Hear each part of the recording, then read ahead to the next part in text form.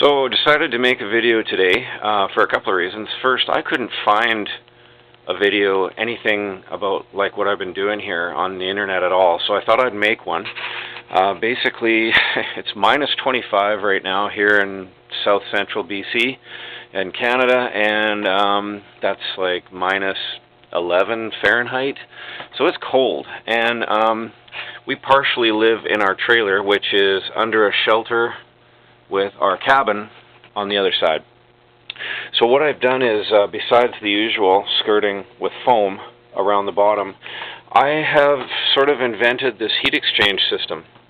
And we have a wood fireplace inside, and just poked a couple of holes through the wall, ran ducting, aluminum flexible ducting, one through one of the windows, which is right there, which I'll show you in a second inside, and the other one comes out and just goes underneath, down below the trailer through the foam.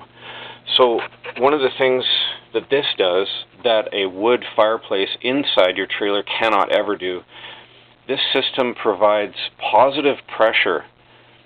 So when the air is flowing into your trailer from an outside source, the cold air cannot come in. It's like it can't win that battle because you're constantly providing blown in warm air from somewhere else. Even if it was like lukewarm air, it's still better than none. So the cold air can't really come into these spaces when you're constantly providing positive pressure. The only downside is that the cabin, you're sucking air out of the cabin to go into the trailer. So some cool air comes into the cabin, which is fine for us because our fireplace heats our cabin so much hotter than it needs to be. So we have a window open, and that's where the air draws in. But essentially, this is how we did it. Got one sort of plugged in underneath the fireplace, so it draws right off the back of the fireplace, and the other one, just emergency measure, had to just stick it out so it's just out in the open. This smaller one is the one that's going down under the trailer. But to tell you how fast it worked and how well it worked, our pipes froze day before yesterday, and I installed this second system going under the trailer, and the trailer water restored in 1 hour. That's how fast it worked. And we've had minus 25 now for a couple of days. So it's working really well. Everybody's cozy. So then I'll show you what I've done inside the trailer. Just go out the front door. We have a patio here that we can get into the trailer. Now, this is a two-bedroom model trailer. So we have like a bunkhouse, but it's not just a hole in the wall, it's like a second bedroom. And so what I've done is, I've just simply, for now, temporarily, put the fan, one of these big inline turbo fans, the little tiny ones that go inside the ducting, it's not powerful enough for in the trailer. That one I use down below. And so I've just popped out one of the screens, put some 2-inch foam in there with a hole, insulated it temporarily, and that's it. It just works amazing. We don't have propane heat going in here. We barely have any electric heat being used. The only one is this little one here that I fabricated a custom aluminum tray for it, so it doesn't, it's like a protection thing for it. So we're not using our propane furnace, which does a couple of things.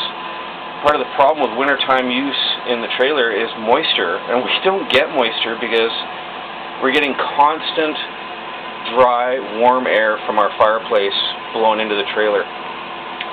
So if you don't have a cabin right next to you with a fireplace, there is another way you can do this. You simply build yourself a tin shed right outside your trailer.